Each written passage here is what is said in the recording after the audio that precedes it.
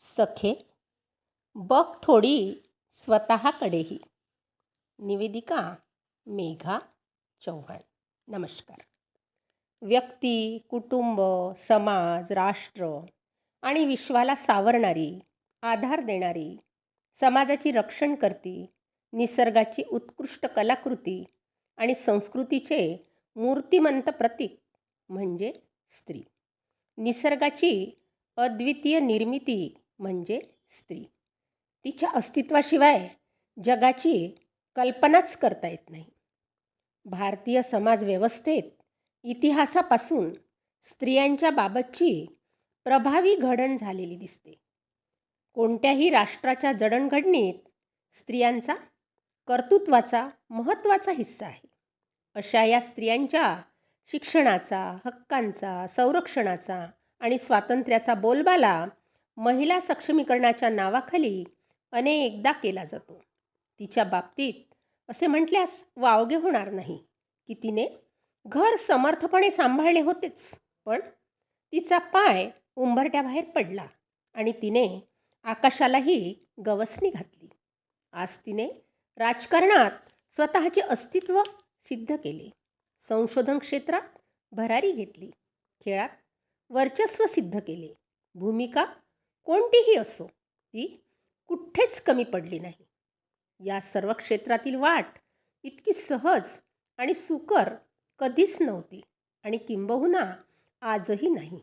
स्वतःला सिद्ध करण्याकरिता तिला करावा लागणारा प्रत्येक क्षेत्रातील संघर्ष तिने कधी नाकारलाही नाही.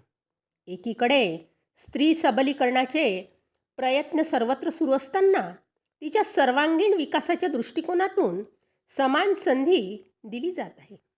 73व्या घटनादुरुस्तीच्या माध्यमातून स्थानिक स्वराज्य संस्थेत 50% आरक्षण लागू करण्यात आले.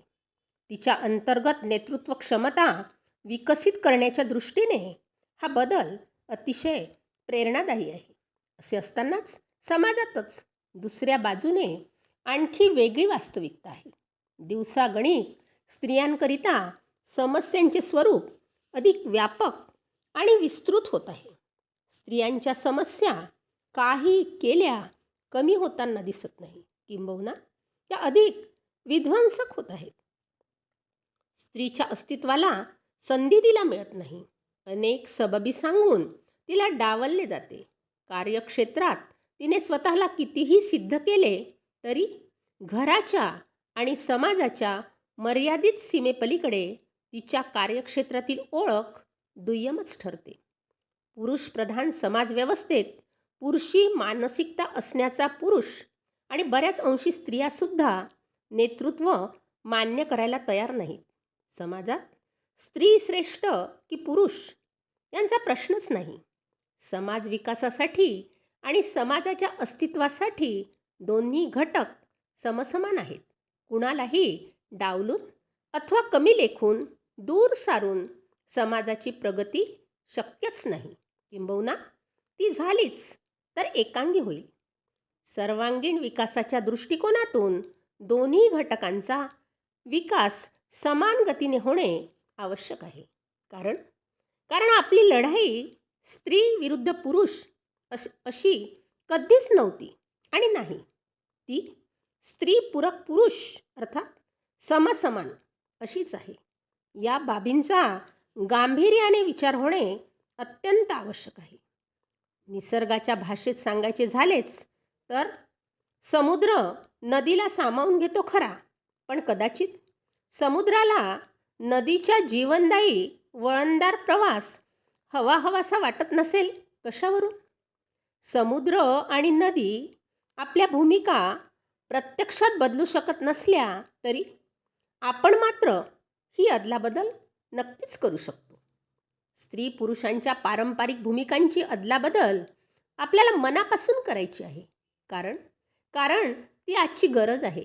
त्यातही पुढे जाऊन असे म्हणावे लागेल की भूमिकांच्या अदलाबदलीपेक्षा परस्पराची भूमिका समजावून घेऊन स्वेच्छेने स्वीकारणे हेही तितकेच महत्त्वाचे आहे.